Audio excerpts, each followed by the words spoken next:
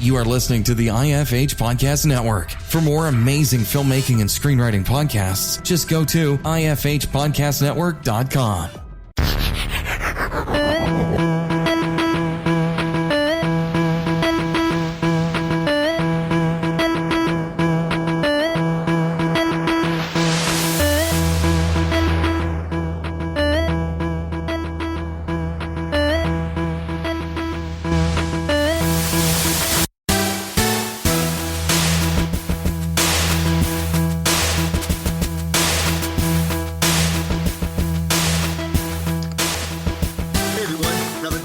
Dave Bullis podcast. Joining me today is Joe Wilson from Vampire Mob. Joe, how are you?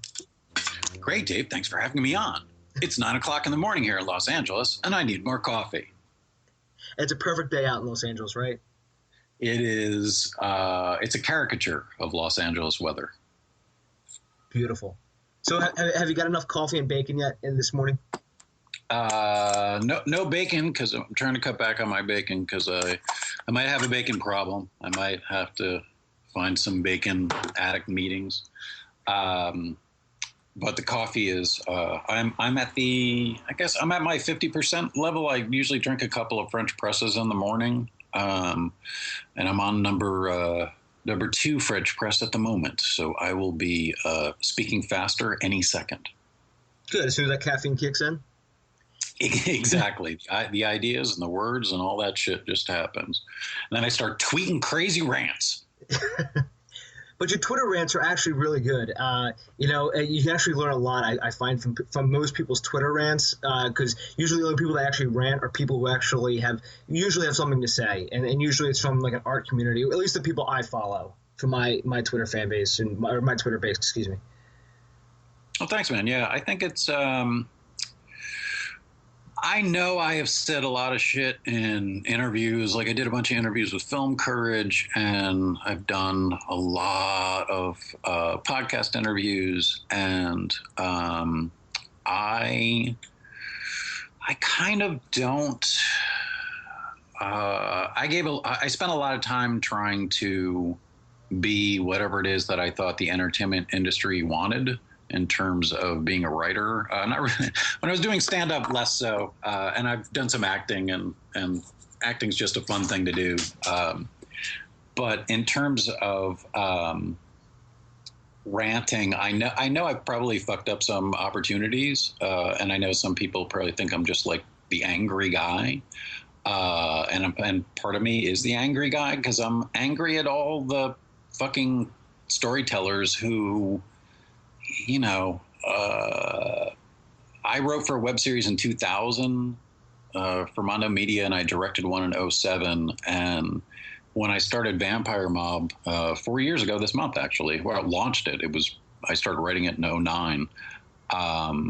I found all these, the web series, new media, International Academy of Web Television, streamy, tube filter, circle jerk motherfuckers, and I didn't understand why they were all so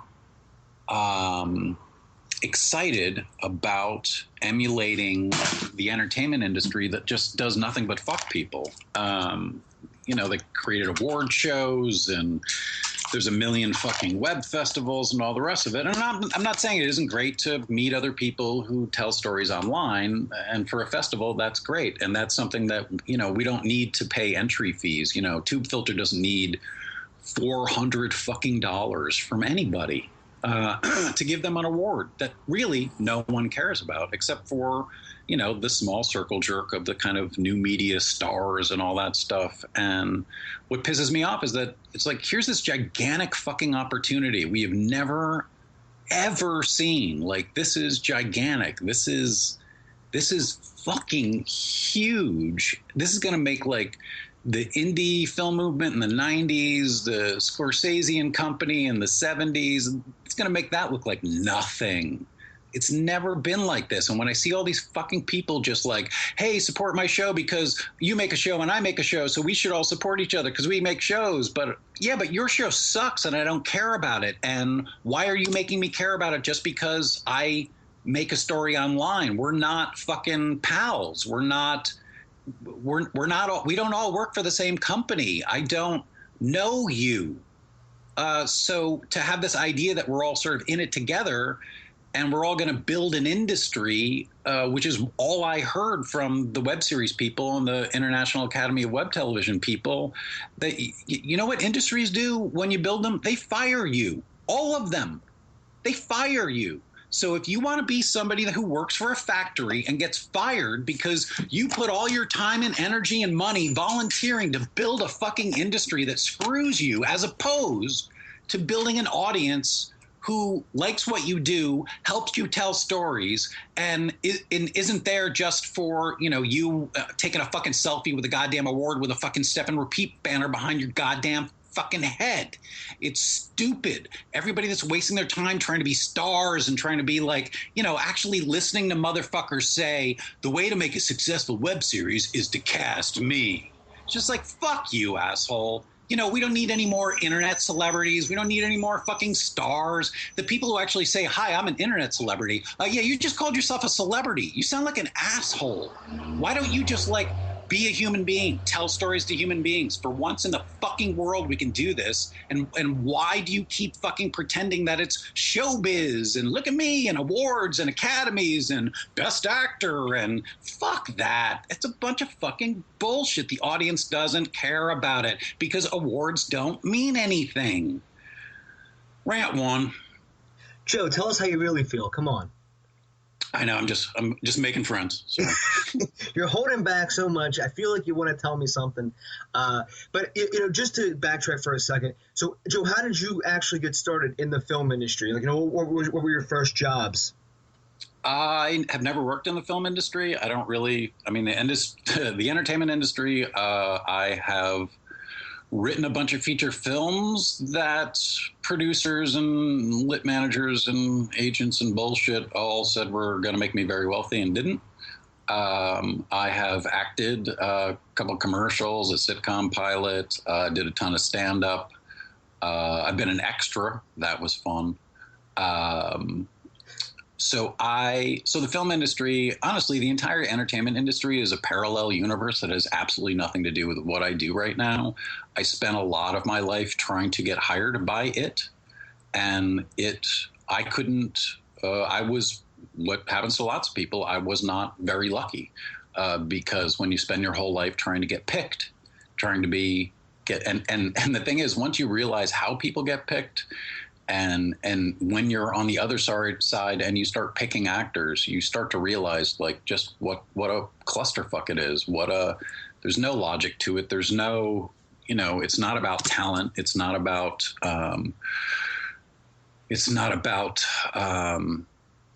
talent doesn't mean a fucking thing. So I guess I started out as a photographer, then turned into an installation artist, a performance artist. I started doing stand-up comedy. I wrote a couple of evening-length shows, a solo show I did by myself that was 90 minutes, and then I did a two-person show that was an hour and 40 minutes. I would do those shows twice a night on Friday and Saturday in Boston because people in Boston read the paper and look for things to do, and then they go do them, as opposed to LA where they're just waiting to try to figure out what the cool thing to do is. So they don't do anything because they're fucking assholes. So that got noticed by people in Los Angeles, and I decided to make the move out here to make a living as a writer and as an actor. Stand-up was something I always loved, and I got paid here and there to do it. But to make a living as a stand-up comedian, you have to be on the road all the time, constantly. So I didn't move 3,000 miles from Boston to just get on the fucking road. So I won some writing contests and I wrote plays. I've done a bunch of different shit, and so I think I got hired to write in 2000 for a web series. It was animated. Mondo Media, who makes Happy Tree Friends, they made it was a show called Like News, and then in 2007 I got initially hired to help make a web series for Super Deluxe, which was owned by Turner Entertainment and the Cartoon Network, and it was kind of like a cooking ground for Adult Swim. And first I was supposed to help. On day one, I was helping, and on day two, I was directing the whole fucking thing. They were like, "Why don't you just direct this?" I'm like, "Okay, I guess I'll learn how to do that right now while I'm doing it." And so I did, and I worked with some Scott Aukerman was a producer, and he was in it from Comedy Bang Bang, and Tig Notaro was in it. Chris Fairbanks, another stand-up. It was written by Martha Kelly and Tom Sharp, who were both stand-ups and very funny people. And it was just a goofy soap opera called Lake Charles Lake. And then, and then I worked on Power Loafing. Mike Upchurch, who's a Emmy award-winning writer for Mr. Show, he created a series back in 2000, like 1999, 2000, called Power Loafing. And if you Google Power Loafing Department of Doom, you'll find the first episode I worked on that has Neil Patrick Harris in it, and it's before he did Dr. Horrible. So it's actually the first web series that Neil Patrick Harris did. And he's a really cool guy. It's really, and it's where I learned this 4-hour thing. Mike Upchurch had this great idea of kind of pitching to actors like, I just need you for 4 hours, and then writing enough material that you can do it in 4 hours. So I started using that as my baseline when I was pitching to actors for Vampire Mob, and I would only write enough material that we could do it in and out in 4 hours. Like, they show up, call, and they leave. That's 4 hours. We have everything we need. That's why I shoot with multiple cameras. So that was a ranty thing that really didn't go anywhere. But so yeah, the industry, I never wanted to direct. I really never thought about writing movies. I thought I was going to write for TV, either late night or sitcoms. And it really was that kind of, I met with a director who is in film school right now in Australia, who was in town in LA yesterday. And she's explained to me that she wants to, she thinks she can make a living directing commercials and this. And then I'm just like, yeah, but what do you really want to do?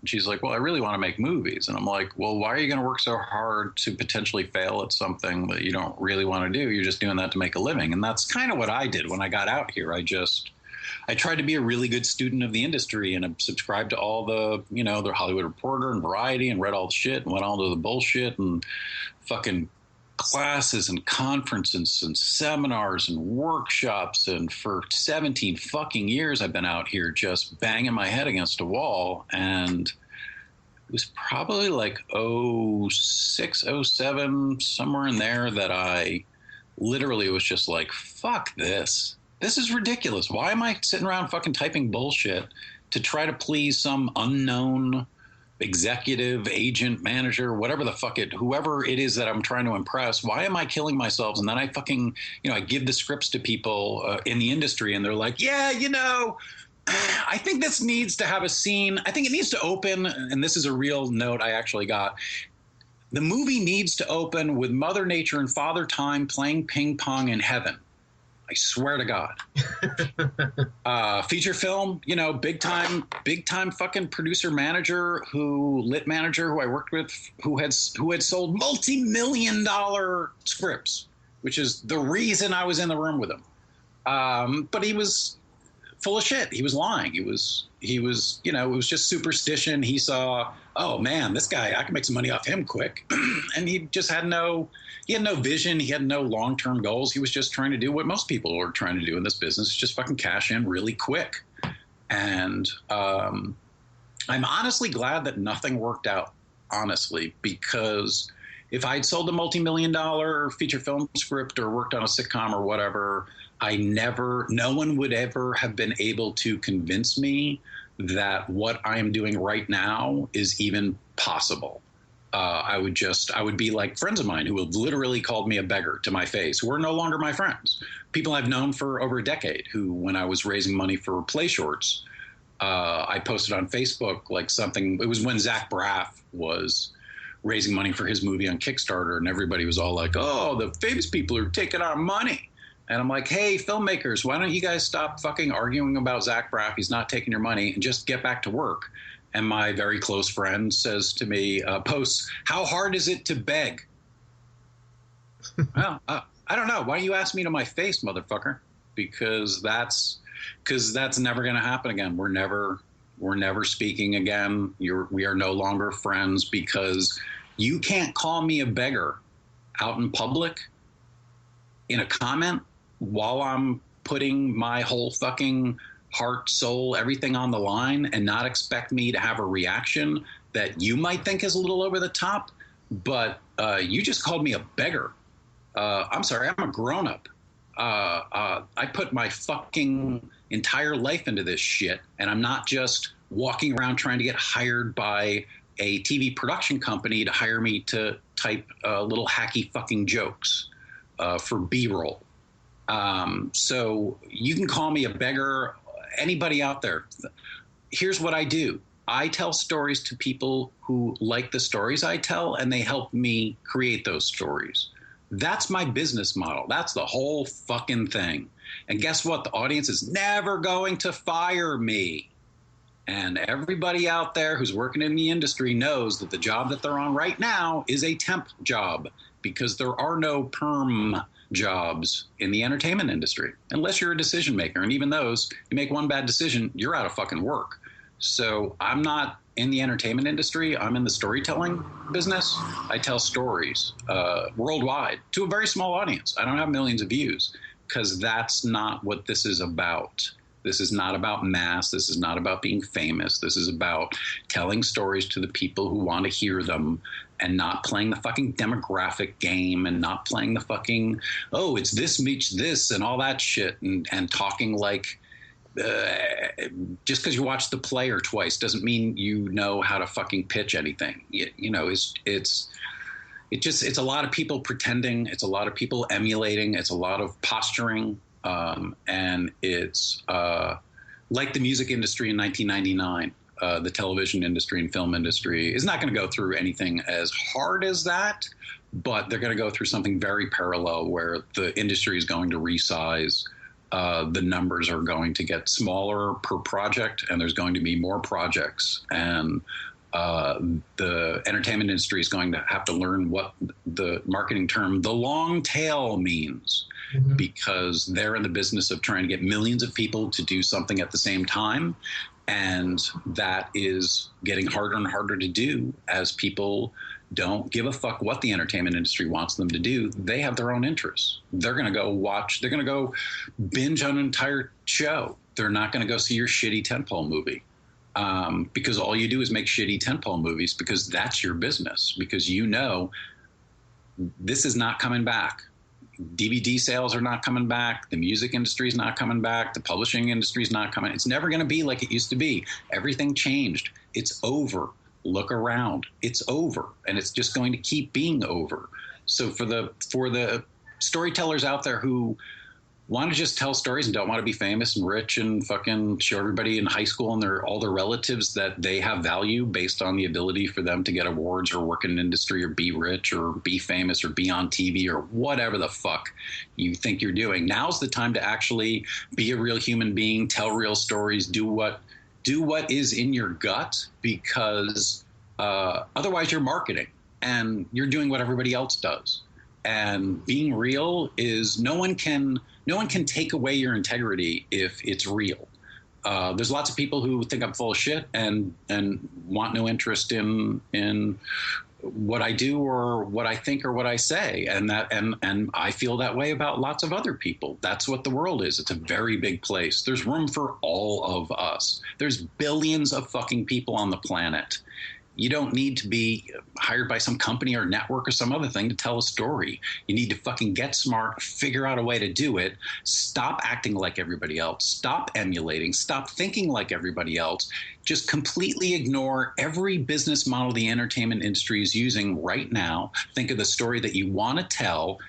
Start from there. See what happens from there. See how much more interesting your life is going to be if you do that, versus walking around trying to figure out what the thing is that the little mini YouTube channel studio thing wants, or what's going to go viral or whatever. How about doing something you actually care about for once in your fucking life when you actually can?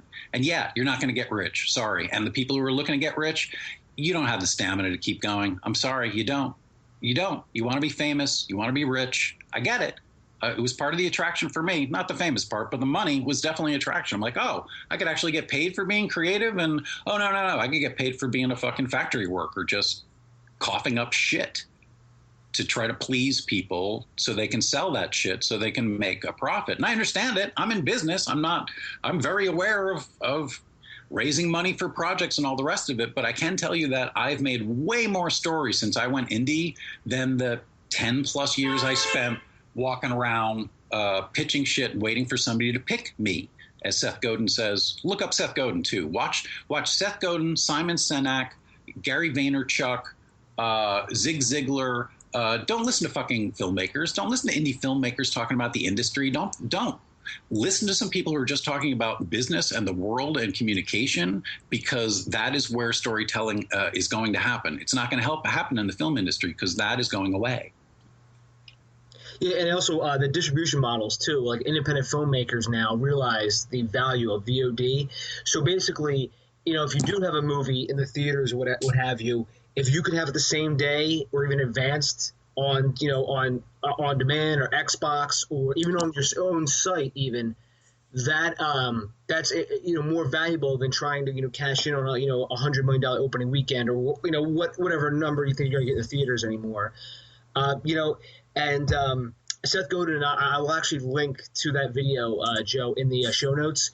But I've actually read a lot about Seth Godin and Zig Ziglar and all those guys, and they have a lot of really. Seth actually wrote a PDF that I was reading the other day about how I think it's called "We Are All Artists Now."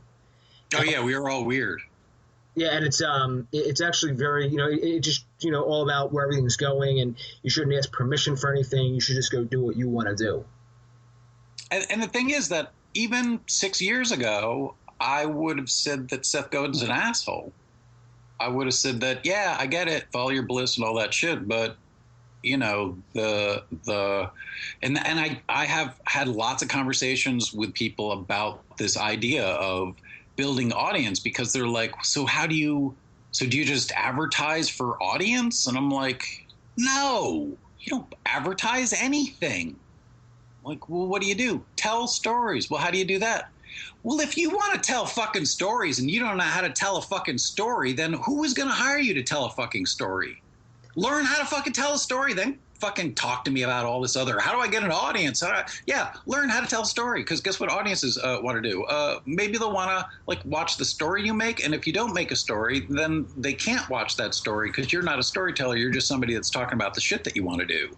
It's embarrassing to listen to people talk about the imaginary obstacles that are stopping them from doing shit at this point in history. It's hilarious. It's like listening to children talking about wanting to drive.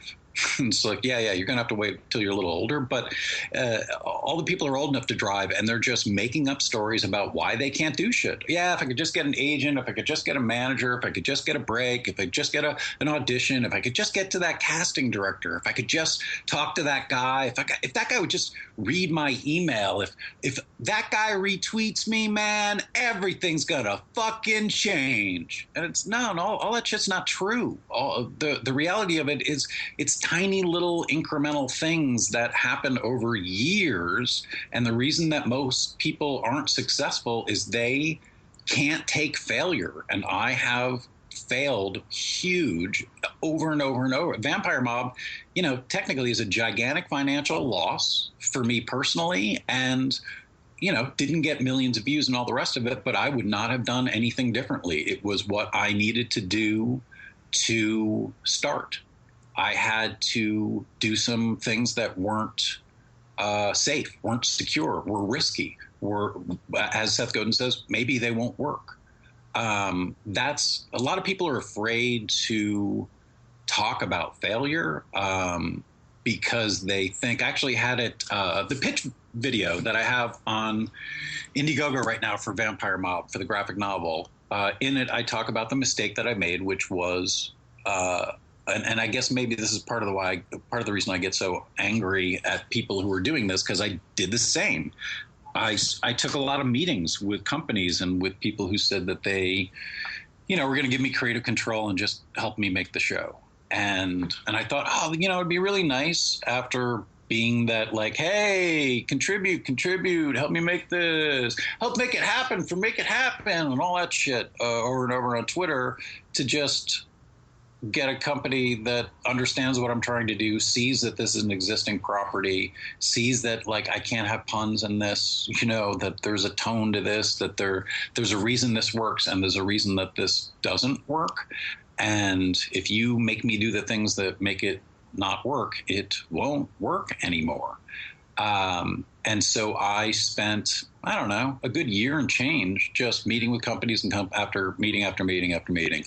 Different companies, some meetings with the same company. And my problem is that I believed the story. I believe it sounded like the story that I've heard so many times. You make something cool, people hear about it, they think it's cool, they think it's got a lot of potential, they want to help you make it, and then you go make it. And the reality was, the story that I told was told about me having creative control wasn't true, and I should have been smarter and not believed it. I shouldn't have wasted all that time waiting for the next meeting in 3 months because, this lawyer's got to do this and they're waiting for that financier and we just can't make a move right now. But just 3 more months, man, we can, all right. Yeah, all right. I won't have to bug the audience. I can just show up and go, here, guys, look. Fucking story, man. 90 minutes. Watch. It's going to be great. And the last meeting I had on a lot across the street from one of the TV shows that this company makes, I was shaking hands with one of the decision makers in the company, of one of two, and was being told to stop casting your show. Joe, stop casting. Please, we want to have some of our actors in Vampire Mob season 3. All right, I'll stop. I won't. I'd cast Cheryl Lee from Twin Peaks and Kimmy Robertson from Twin Peaks and Gary Anthony Williams from Malcolm in the Middle and all kind of Boondocks. And then 2 months later, I got 6 weeks later, 2 months, whatever. I got an email. I emailed them and I'm like, hey, so we said we're going to meet and start going over the script. And they emailed back and said, yeah, we changed our mind. And that was it. So I spent all that time waiting to get picked, waiting for someone else to give me permission, waiting for the story that I've heard a million times before to happen again, instead of doing what really has to be done, which is just fucking make the goddamn thing happen. Stop waiting for motherfuckers. Stop waiting for this bullshit story that this magical thing happens and then everything's wonderful and you can start. Fuck that. So what I did was I waited all that time, and Marsha Wallace, who was the voice of Edna Krabappel on Simpsons, you might know her from the Bob Newhart Show. She was a main cast member in Vampire Mob. I wrote the part for her without her knowing it. I was not palsy with her, but I have friends who are, and they put me in touch with her, and I pitched to Marsha Wallace a part that I wrote for her without her knowing it. She said yes, and then she came back and did season 2 again and was up for season 3. And then she died in October. So if I had just followed my gut, which was to not trust that, and I remember saying it at the time, the only reason I trust this is because other people are trusting this and this sounds good to me. I'm just being an asshole to not trust this. I'm not. But my gut was like, fuck this, man. Just go fucking make the goddamn thing. And if I'd done that, I would have got to work with Marsha Wallace again. I would have got to tell more of the story the way I wanted to. And because there is so much more story, I decided to turn it into a graphic novel as a way to try to kind of keep her character alive, or we can read the graphic novel of Vampire Mob and see those words and imagine that Marsha Wallace is saying them, and that to me felt like a really cool way to continue telling the story. And I think that's I'm not making a graphic novel to get rich or famous. That's for sure.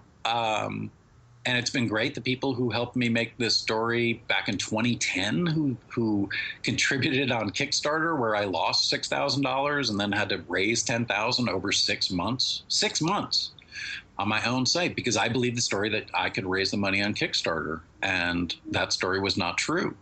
And right now, I believe the story that I can raise the money to make this graphic novel on Indiegogo, and maybe I'm wrong. But life's about trying shit and taking chances. And, you know, Corey Blake and J.M. Renge, the artist, Corey Blake's the creative consultant on it. Darren Bennett is a letterer. Like Linaire McDonald from Indie Film Sprites, she's in New Zealand. You know, J.M.'s in China. Corey's here in L.A.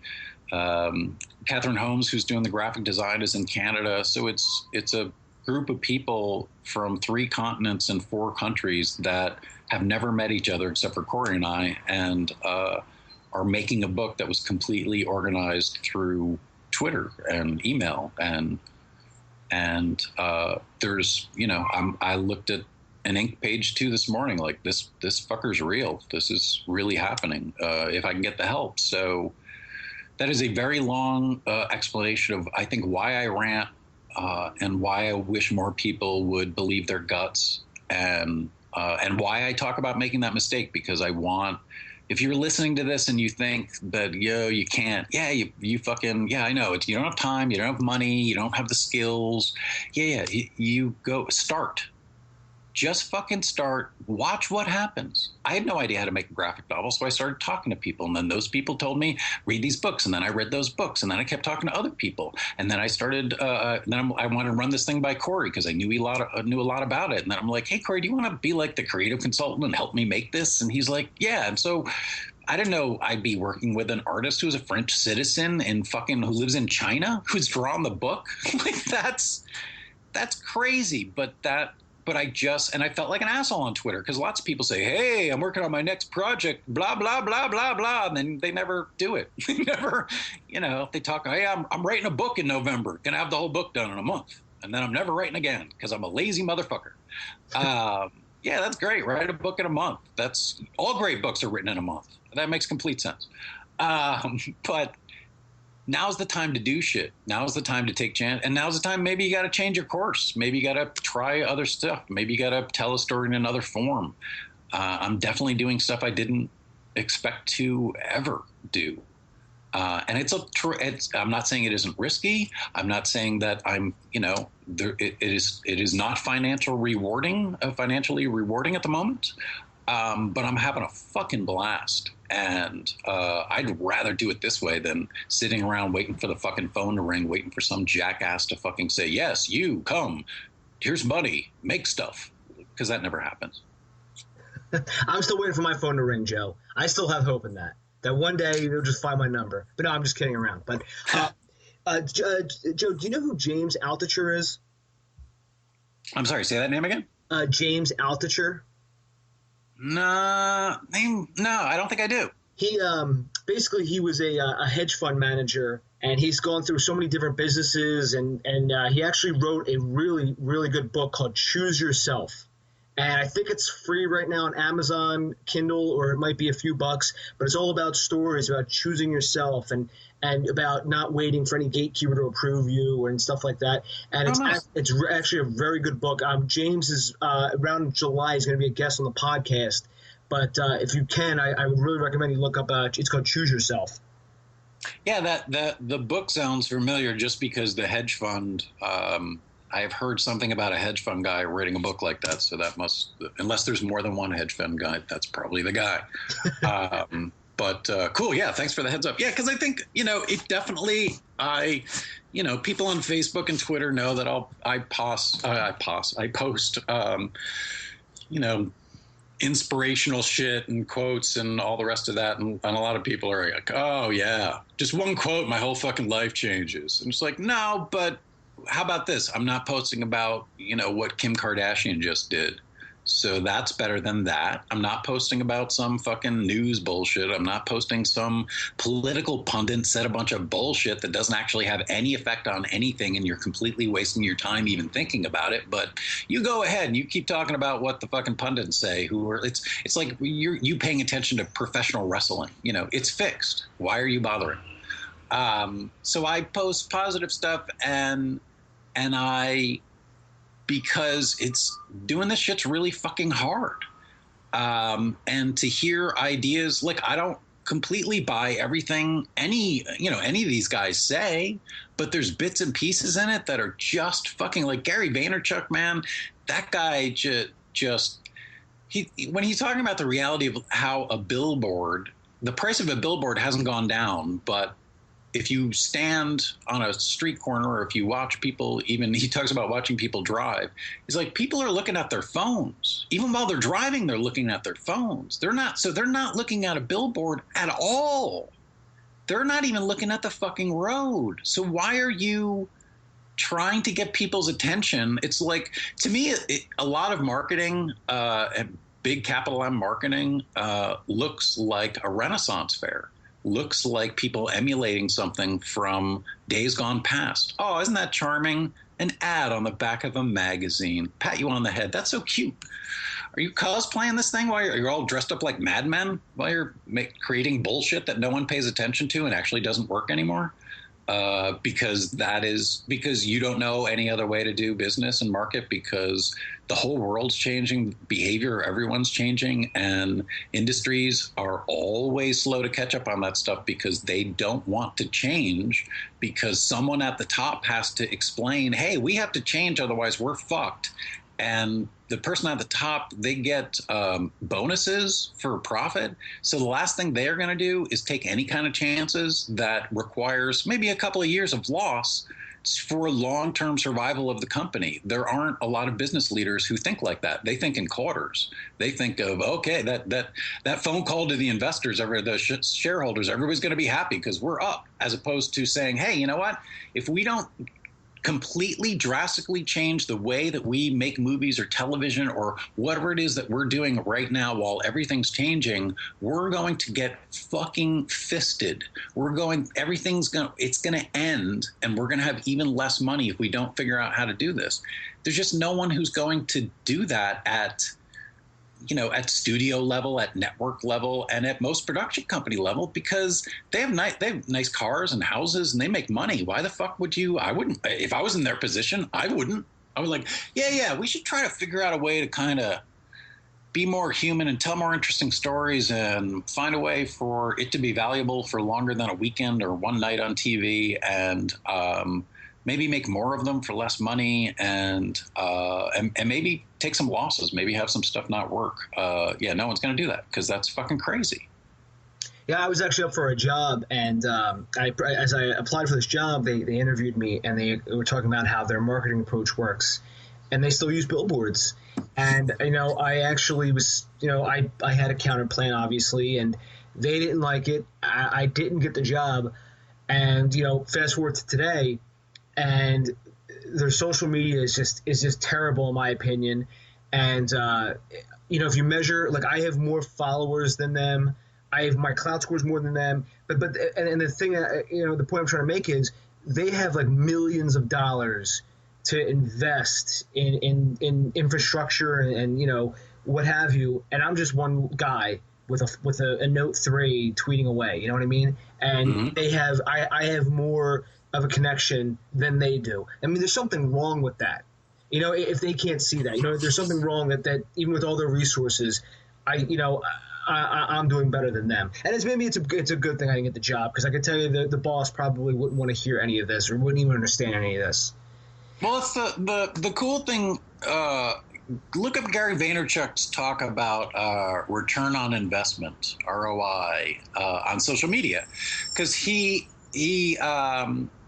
Vaynerchuk started WineLibrary.com in '96. He was an extremely early adopter, one of the first people to sell wine online, and he was one of the first people to have a YouTube show about wine, and was very successful in doing all this because he smartly looks at behavior, I think, more, and that's kind of like I was involved with a website called ArtsWire in the mid-90s that was kind of like a Facebook for the arts. National Endowment for the Arts was on it, the Walker Center, like all these big and tiny alternative, PS122 was on it, and I'm talking to all these different artists and arts organizations. It was like 1995. And I never thought about, wow, the potential for this. And what's interesting is that my first solo show, before you could really get on the internet, other than email, looking at kind of texty websites that were like, you try to do research, and it was just a lot of like you would have to press numbers on your keyboard to get websites to do shit because it was all just fucking pseudo code. I dialed into BBS. People had bulletin board systems. They'd have a computer in their house and they'd have multiple phone lines and they would create their own little Facebook. And you would dial into their house, into their computer, if there was an open line. And there were, interest groups and posts. And this is 91, 92, 93, right about there. And so I hung out in a couple of the threads that were on there about writing and the arts and whatever. And the first night of my solo show, 9 people all walk up to me as a group. And they all introduce themselves as their screen names from the BBS, 1994. So, none of this is new. This is what it is that I think that all of this is kind of more human. And the things that I love about what Seth Godin talks about and what Gary Vaynerchuk talks about is because I went to a shitty art school. I didn't, I don't have a business degree, but I worked for a couple of startup companies, day job startup companies, and one that lasted for over a decade. I think the interesting thing is that when those guys talk about the changes in business and the changes in marketing for big companies, when I listen to what they say and I think about it in terms of an indie storyteller or someone who is writing books or making music or fucking whatever it is that you want to do at all the advantages is to us because we don't have to explain. Like Vaynerchuk says, when he gets asked by giant, like Nike, he has a company called VaynerMedia that does social media consulting stuff. And they work with Nike and a lot of big brands. And those big brands are like, well, what's the return on investment in social media? Like, when do we see when does it convert? And his response is, well, what's the return on the investment in your mother? And that's kind of the brain bend on social media. I think that you can't look at it as, I'm doing your podcast.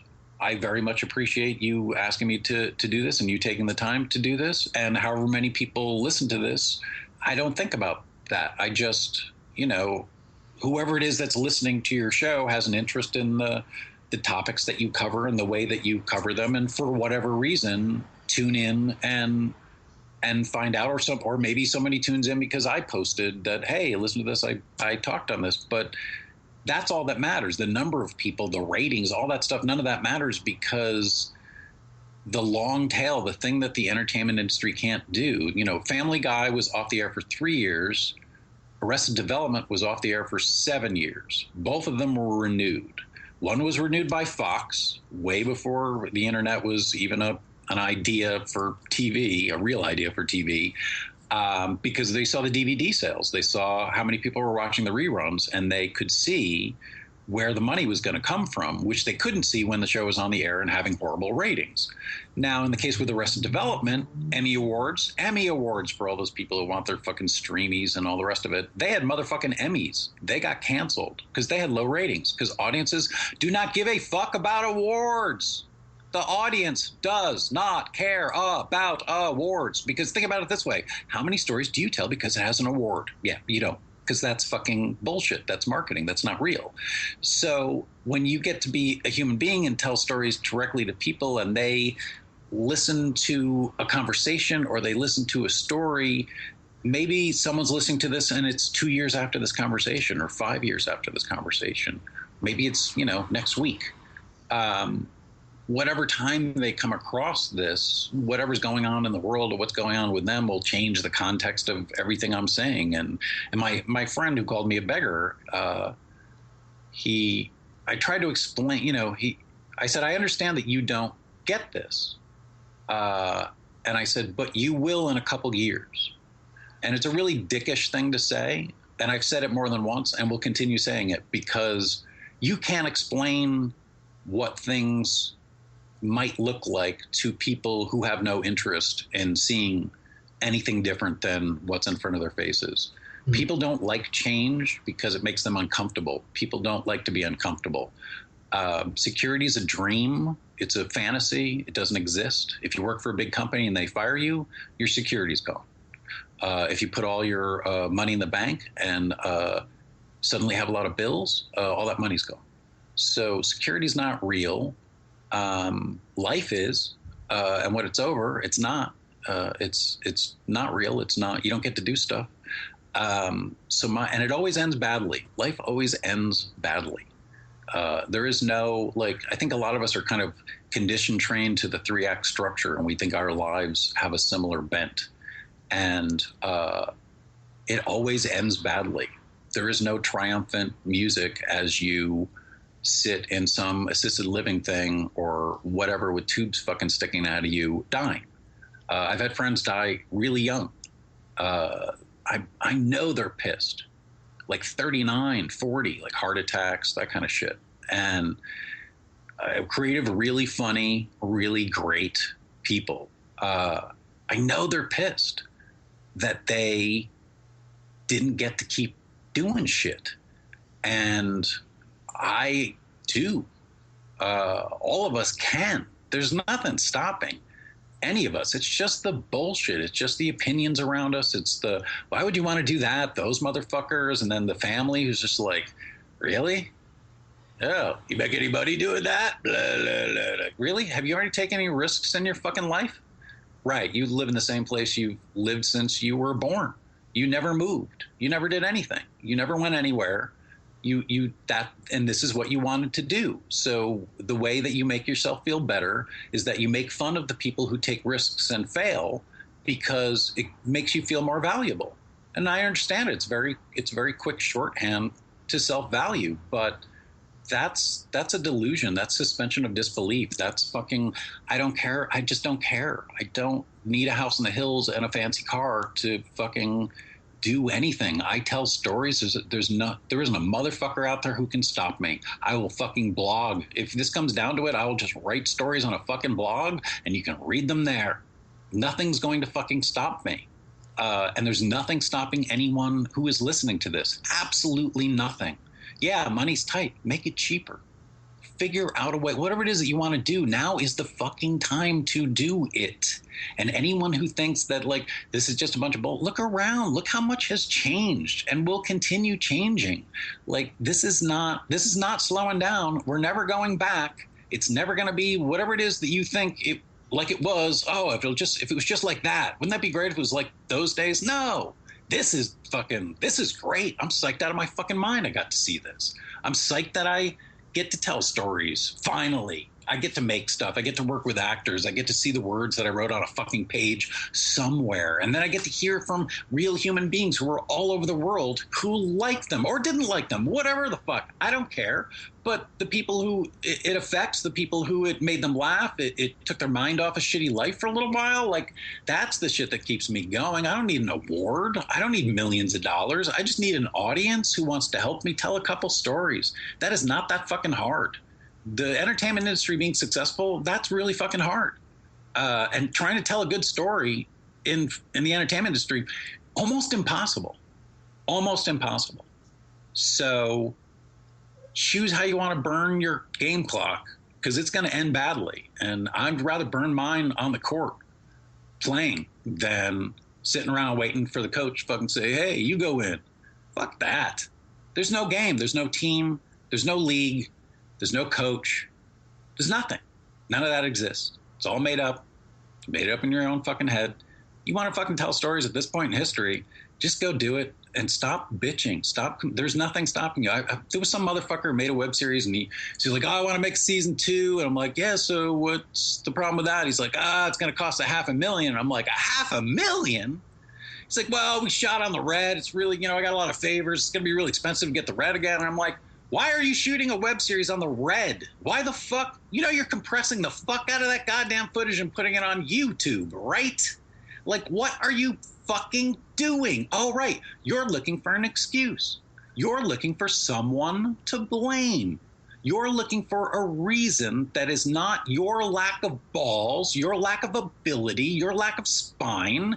It's because you can't get a camera. Boo fucking who?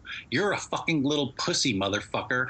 Get a goddamn backbone, figure it the fuck out, and go make stories. If you want to bitch about budgets, bitch about fucking budgets forever. If you can't get around them, great, then you don't make anything. There's your life. Good luck. Wasn't that fun? Whee! Nah, that's bullshit. Fucking go make stuff. Now is the time to make stuff. Speaking of crowdfunding, and you were talking about how your friend said you were begging. When I first started crowdfunding, this was back in 2010, and I was crowdfunding, and even the producers that I brought on to the project had no idea what crowdfunding was. And when we would go out and talk about it, people were like, "What is this? Are you soliciting? What is this?" And they didn't quite get it.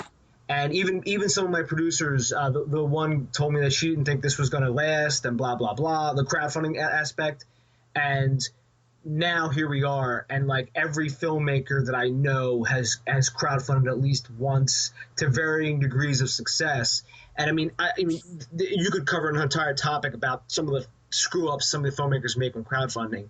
But, it is here, and it isn't going away. And especially now, you see it actually getting more entrenched because, Indiegogo is now constantly going towards different groups and creating strategic partnerships with them. And, Kickstarter basically has already entered the lexicon because now people say you don't crowdfund, you just kickstart something. I completely agree. And I was on Kickstarter in 2010 too, and I had lots of people, who around me who were not comfortable with asking people for money because that's the way they see it. And the thing is that I think and what continues to be the problem is this sort of, it's akin to the begging thing. All advertising for all movies is begging you to go watch that movie, like all of it. Like it's doing nothing but begging you to go watch it, trying to get you excited about the big action movies, trying to tug your heartstrings at the romantic comedy, drama, tear-jerky, blah, blah, blah. So what's interesting, I think, about the whole Indiegogo, Kickstarter, and all the rest of them, there's a billion fucking platforms out there. And also about the people who said this isn't going to last. Like that's, if I have not been around this shit off and on for 20 fucking plus years, I would give that a little bit of credence. But I've seen so much shit kind of come and go since 94 in terms of the internet, in terms of trends, in terms of what's going to last. All the people who are like, it's all SEO. All you got to do is fucking SEO, put a bunch of bad ads and keywords and fucking boom, you're just making money. And it's just like, yeah, but that's not going to last. And it didn't. I mean, it's still going, but it's, it didn't last. With Indiegogo, I was initially going to go to Kickstarter with a VMOB graphic novel, but because I didn't want to get stuck with part of the budget and not be able to do it. And I thought that was the kind of the best solution. And then somebody from Indiegogo emailed me. Someone from Indiegogo had emailed me the two other times that I had fundraised for play shorts. Then Indiegogo tweeted to me. And then the absolute first contribution to the Vampire Mob graphic novel was from Indiegogo's social media person who tweeted from the Indiegogo account, "Hey, I just contributed." And that was the first person to contribute. So, and I don't know how I got on their fucking radar because there's hundreds of thousands of things, but the effort that they took to be kind of human, to say, look, it will look at your campaign, we'll give you notes, we'll help you with this, we'll help you with that. On top, let alone tweeting and fucking actually contribute. Like to have, I've never seen Kickstarter talk to anybody like that. And I think that, and it changed my mind because I would rather work with a company that seems more human than the Kickstarter thing where you are kind of, you have to pitch to them before you even get on their site. So there is a little bit of a gatekeeper, but I think that keeps a lot of there's a lot of bad ideas that are on Indiegogo because they're not filtered. Not that there aren't bad ideas on Kickstarter, But I think more of the bad ideas have to do with people who are trying to just raise way too much money. Yeah, and that's I'm sorry, Joe. No, like $300,000, I think is too much money to raise. Yeah, I've seen that before too. Is where people have tried to raise this obscene amount of money, and then they say, "Oh, crowdfunding doesn't work," and I've seen that time and time again. And also, I have noticed that Indiegogo is definitely going very aggressive and getting out and helping out filmmakers and talking to them and everything else. And whereabouts this Kickstarter hasn't really. I haven't seen that either from if they. I had Michael Daugherty on the podcast, and he actually said that, he had questions and needed help, and Kickstarter wouldn't even respond back to them. Now, Yep. I'm sure they get an influx of messages every single day. But that's their fucking business. Yeah, I know. So, like, the only reason they make their percentages is because motherfuckers put their shit on the goddamn site. So, with Indiegogo, I just have a lot more respect for people who take the time to treat me like a human being and talk to me and try to help me. I know that they are doing it because I'm talking about it right now. I've posted about it. I have posted because the first tweet I got about the fucking campaign was from Indiegogo and them donating. Somebody told me that shit would have happened 4 years ago. I would have been, fuck you. But that is kind of like Seth Godin's Purple Cow. His idea that when you're driving along, you see a bunch of cows. Nobody pays attention to cows because they're fucking cows. Nobody cares about cows. But if one of those cows was completely purple, you would pull over. You'd stop. You'd take pictures. You would tell your friends that you were driving along and you saw a purple cow because purple cows are fucking purple cows. They're worth talking about. So I think that the hardest thing for filmmakers or anyone who's doing anything really, the hardest thing to realize is that no one gives a fuck about your project.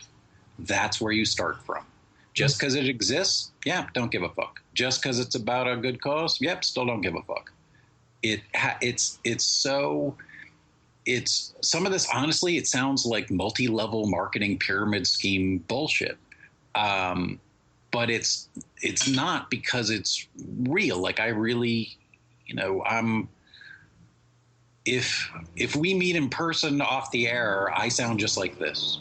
I say the exact same things. Maybe I say a couple more things, but for the most part, and when you're a real person for years, people believe you because you're real. You exist. You've put in the time. You've been there. Like, there's somebody, Ashley Husson, who's Dancing Kiwi 89 on Twitter. She found Vampire Mob when she was a freshman in college. She just graduated. So that's a long time to know somebody who you've never met. Anna Tomlinson in the UK, I remember when she first tweeted to me, and I'm tweeting back to her, and she's tweeting like, "I can't believe you're tweeting at me." And I'm like, "Why?" She's like, "Well, you work with all these actors." I'm like, "I'm just some guy in an apartment with a cat, and you're a mom in England, and we're talking. You raise kids, I tell stories, and I raise a very, demanding cat." But that's, I don't know. It reminds me of bartending. It reminds me of, hanging out with regulars at the bar who would come in and you would remember the story they told you about last week, and a lot of cool stuff kind of happens in there when it's not about your project, when it's not about raising money, when it's just about the weather or coffee or fucking bacon or, it's human beings. We all kind of need each other. Like, Twitter really helps me get through the day because I work by myself almost all the time. Unless I'm on a set, I'm working by myself. I'm writing, I'm editing, everything I do, unless I've got a camera in my hand or a meeting with someone about a shoot, I'm working by myself. So it's just so great to have this great, just killer fucking group of people who take the time to say hi to me almost every day, some of them all over the world. And it's just, to get a little high, that's when Twitter starts to feel like a cool neighborhood you live in. And people don't get in your shit and they just fucking like hang out and you walk by and they're not talking about your lawn. It's fucking, everybody's cool. Like that's, and I think anybody can have that neighborhood on Twitter, because all you do is when there's an asshole, just block them. And if you keep doing that, suddenly your neighborhood turns into a magical place where there's no assholes because you blocked them all. I don't know. I think that's all really fucking cool. And I don't see why. I mean, I can see why people don't understand it and want to do it. Like, why do I want to talk to those people? I've had people say that. Why would people want to talk to me? Yeah, I don't know. Do you talk to people like ever? Like, what the? It always amazes me when filmmakers get on to Twitter and they're just like jerks to everybody. And I'm like, this is your fan base that you're trying to build, and you're purposely pushing them away. It's so counterintuitive. But I completely agree, and it's one of the reasons that I have made it a rule not to tweet about celebrity bullshit, politics, any social issues, because that is not my job. I am not a pundit. I am not here to champion any cause either way. I don't think that my opinion regarding anyone else's opinion, because the way opinion works on the internet is you state an opinion and either people agree with you and even more, or people don't agree with you and even more. Those are the two outcomes. There is no on the fence, oh, I'm going to start thinking that way because you think that way now. Like that's not the way things work. So my job's a storyteller. I entertain people. I talk to them. I take their mind off their day. I make them laugh. I sometimes make them think a tiny little bit. There's been times I've told I've inspired people. I don't know how to fucking do that, but when I do that, that's really fucking cool. I've never done that before. I have no idea how to do that. So those are the kind of things that can happen to you if you. I think some people, like, they get on Twitter and they act like they're at a press tour and like everyone's the media, and it's just all this kind of top down, like I'm just talking to the fans and there's very little interaction. It's just, watch this, I did this, here I am with this, and people are busy. I get it, but I think that works less well than the people who just fucking chat, because that's real. You can't fake. I mean, you can fake that, but you can't fake it for long. I've seen the people who show up on Twitter and they're all like, "Woohoo! I'm gonna make it all happen!" and woo, and they're saying hi to everybody and they're retweeting stuff and they're the best person on Twitter ever for 30 days, maybe 25. And then they quit because this wasn't working. Really, how long do you give it? Oh, 25 days. What'd you do? Oh, I retweeted a bunch of people. Well. That's great. That's what we need. More retweeting. That'll help. That makes Twitter better. Yeah, I think there's a lot of misconceptions about Twitter. It's my favorite social media platform, but I see a lot of people who've asked me, like, Dave, I don't get it. What, I got to be on my phone all day tweeting? And I said, no. I said it is what you want to make it. Really, any tool is only as good as you make it out to be. And yeah, I agree with the tool part. I think that's the hard thing for people to understand. Like, I have people tell me, like, go do Pinterest and all this other stuff. And I'm like, look, I have 3 Twitter accounts, Vine, Instagram, Facebook, plus just all the fucking email. I can't do anymore. I need some time. But you can make all this like your own tool, the way you do it, your style, you have to understand the culture of Facebook, the culture of Twitter. It's a different country. It's a different language in some way. The intentions are different. Same with Vine, same with Instagram. I think that's hard for people to understand. And I don't, my wife, Kathy's always like, she's like, I don't think you realize how much you know about all this shit because you do it all the time. Because when people who don't do it at all start talking to me, like, their head fucking explodes. And I've helped people and companies, figure out some social media stuff. I'm not a consultant. I don't have business cards. I just kind of like, I don't have business cards. I just get hired to do shit because people know me from other shit. And that's the way shit happens. I don't walk around business cards going, "Hi, hire me." Yeah, fuck that. But the hardest thing is to kind of explain to them that the way to sell, quote unquote, on Twitter is not to sell at all, ever, because that's what everybody else does. Why would anyone pay attention to that? That's the thing that I'm always trying to, like, even with this campaign I'm running right now, I'm trying so hard not to say make it happen. I'm trying so hard not to please retweet this, robust, all the stuff that just over and over and over. But it's hard. It's hard to keep tweeting about the same thing over and over again and being different about it. But that's the other thing I love about Seth Godin is, like, I know sometimes I tweet bad shit. Sometimes I try stuff that doesn't work. Sometimes, I write a blog and no one reads it. That's going to happen. I'm always, it's none of this. And that's the other thing, like, none of this is, you buy a billboard, you get X number of dollars in return in business. Like, that's the way advertising has always been looked at. If you look at social media, yeah, you're going to need a few years to really, really see it, understand it. And the problem is that most people aren't going to spend that time to understand it. And there's always going to be new platforms. Twitter will die. There'll be another one.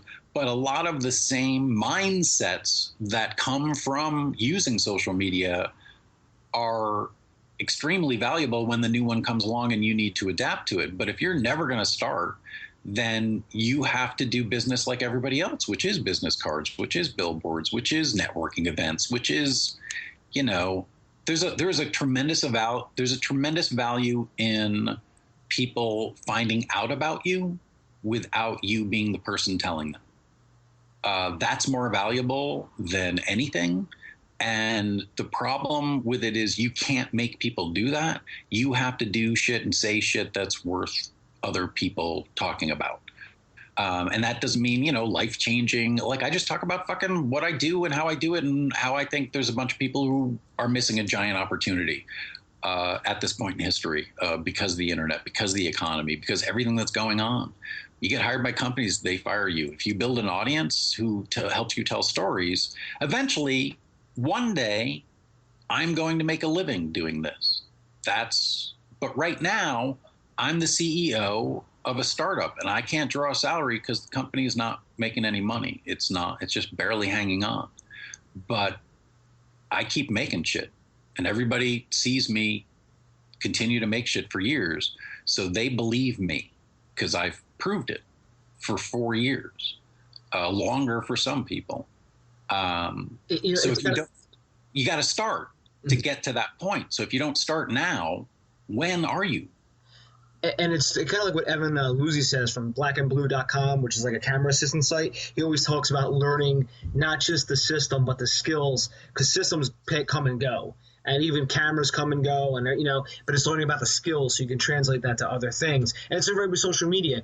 You have to take that and you have to whatever skills come along, because Twitter maybe will go away. Facebook, every day you hear another bad note about Facebook, and you have Google Plus and all these other ones, but and whatever else is down the pike. So you never really know what's the technology for tomorrow is going to be.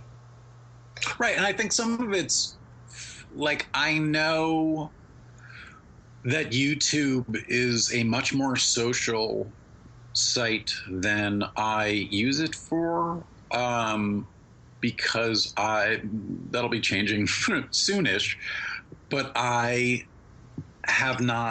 made a series called Coffee and Swearing, where it was just me on camera answering questions and talking about bullshit, which is going to be coming back extremely soon.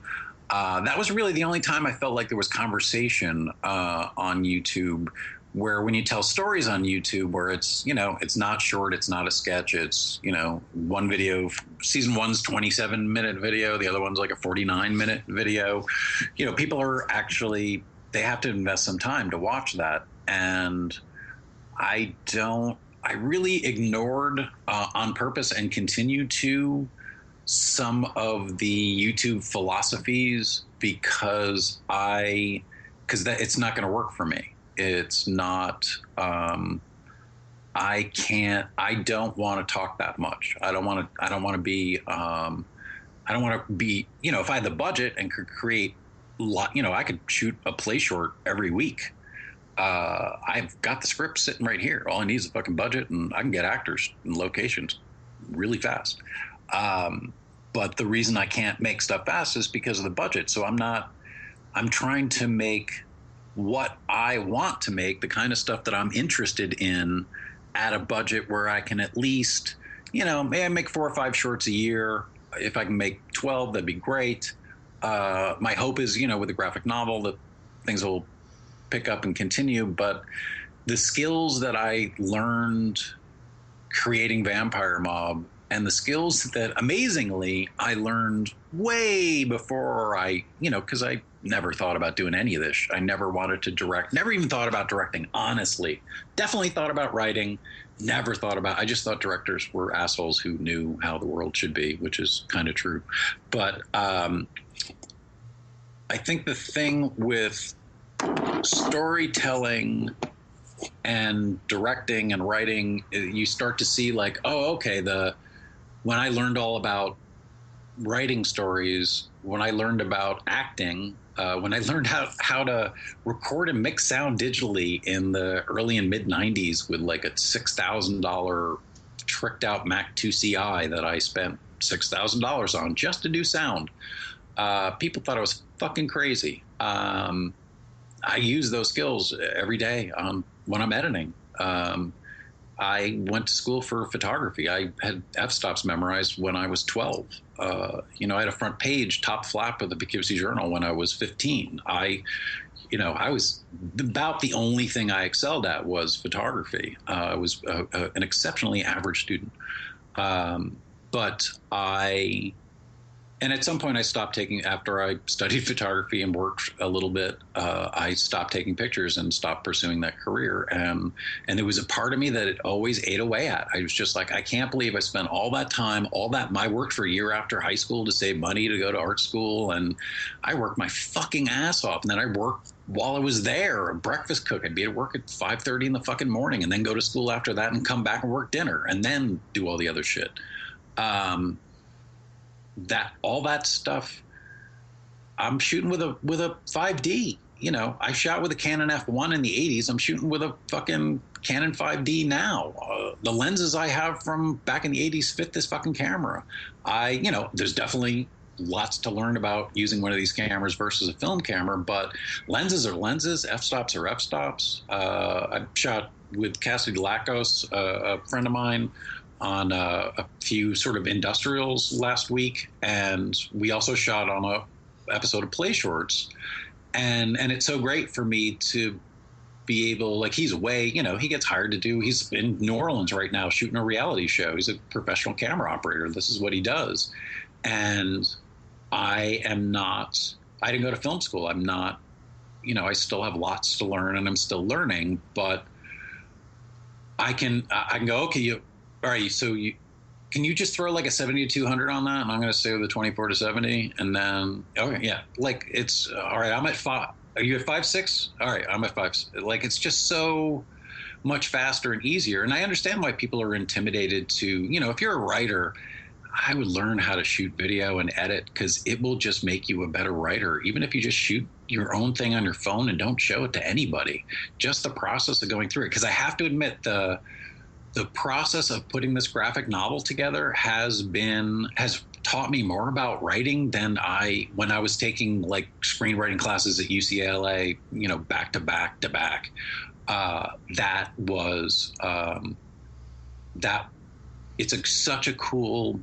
Such a cool story form. It's not storyboards. It's not just pictures and words. There's way more to graphic novels and comic books than even I realized. And when you're adapting a live action script into something that, you only have, say, 4 to 6 panels a page, 4 to 6 windows with a picture in it, you can't, you can, but you have to do a little less. You can't do everything that you were going to do with cameras and people talking, and you don't have the screen time because you have less screen.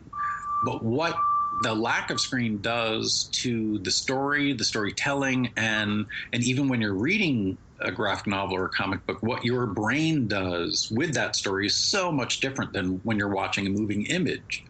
So I had to go from a live action script and learn how to translate it into a form. And Corey Blake, one of the best notes he ever gave me on the script, he said, graphic novel scripts are letters to the artist.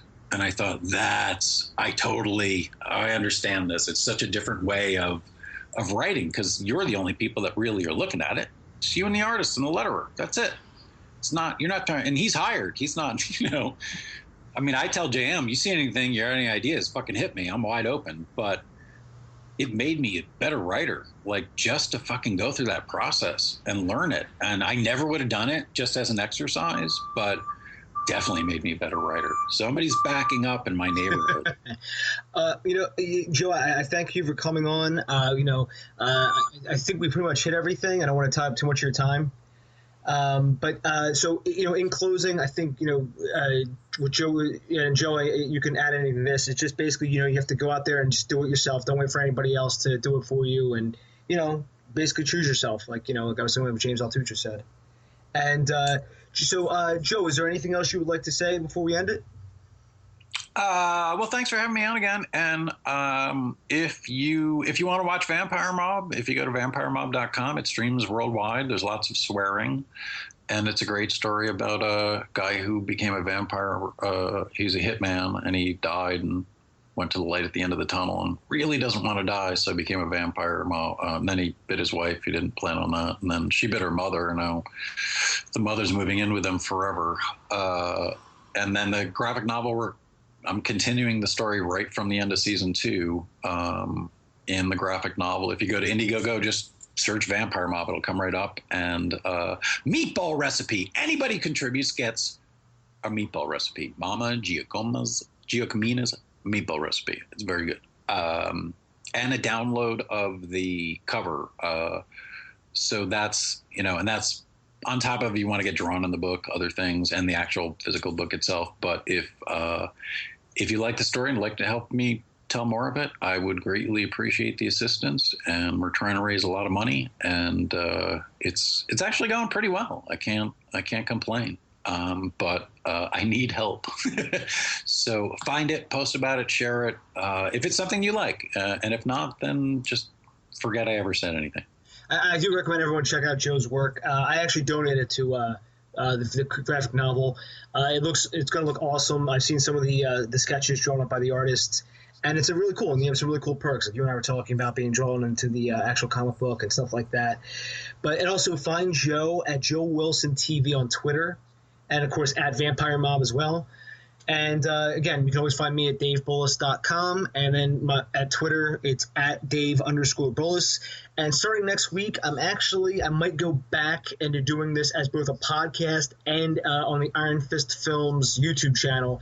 Because I don't know if you saw this, Joe, but when I first started this, I actually had it as it was just a video. It was just on my YouTube channel. That's why I was hosting all these. And then I started having problems with Google Plus, so then I came to podcast. But I'm thinking about just doing both.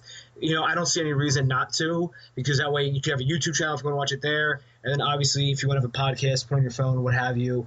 And again, I think that's really smart, because I worked on a lot of podcasts, and I think some people just want to fucking listen to shit and don't want to sit there and watch, and they're like, it's in the car, it's in the gym. So I think that's for the little amount of extra work that it is to make that happen, I think it's a really good idea. Yeah, and the software that I use to capture, it actually already busted out as video and audio and as a separate audio for me. So sweet. So then I just take this audio, I put it into Adobe Audition CS6, and just hard limit anything if I need to, or clean anything up I need to. And I put in my intros, my bumpers, my music bed, and then I go. And the only challenge I have left is to get this on iTunes. I think I know what was going on, and I think I just bumped this out at too high of a quality for iTunes, but. I had to go back. But anyway, my YouTube channel is youtube.com/Real Iron Fist Films. It's, real as in REAL, IronFistFilms.com, obviously. And then because there's another Iron Fist Films for some reason, but the channel's dead. So how dare they? Yeah, seriously, it's like there's another Dave Bullis on Twitter. He has the Dave Bullis without the underscore. And yeah, it's the same with Play Shorts. There's somebody who has Play Shorts on YouTube that's a dead channel, and because they used to own the domain name that I own right now, and they still own the Twitter account that they no longer use. Same fucking thing. So yeah, I hate when that shit happens. But also, Dave, I just want to thank you for the support. I really appreciate you helping me tell more of the story. It's on top of inviting me on the podcast. So thanks again. Oh, no problem. My pleasure. And yeah, thanks for coming on, Joe. Make some fucking meatballs, man. Yeah, I will. I will. Is that coming later on the email? Oh, you should have. I check your spam folder, because I had a couple other people say they didn't get it, and then they checked and they're like, oh, there it is. But I know I emailed you. I'll resend it right now. Okay. All right. Thanks very much. Yeah, no problem. I'll let you know how I make those meatballs. All right. Cool. All right, cool. Joe, thanks a lot for coming on. And again, everyone, check out his project, his latest project, which is Vampire Mom, Season 3, the graphic novel on Indiegogo. All right, thanks a lot, Joe. Thank you, man. Take care.